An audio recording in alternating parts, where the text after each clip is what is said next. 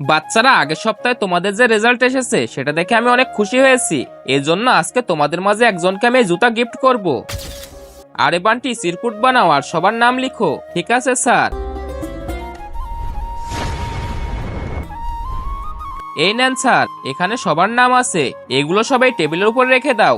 বাচ্চারা, এখান থেকে আমি একটা চিরকুট তুলবো, সেখানে যার নাম থাকবে আমি তাকে এই জুতা গিফট করব। যজ্ঞা, এদিকে আসো।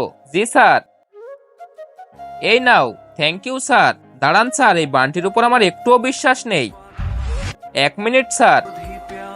যজ্ঞা, যজ্ঞা, যজ্ঞা।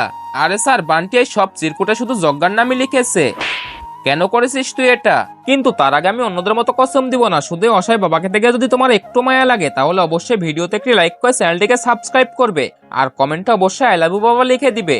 আরে স্যার, স্কুলের সবাই জুতা পরে আসে আর যজ্ঞা স্যান্ডেল পরে আসে। এজন্য স্কুলের সব স্যার যজ্ঞাকে মারে। আর ওর কাছে এত টাকা নাই যে ও নতুন জুতা কিনবে। এজন্য আমি এটা করেছি।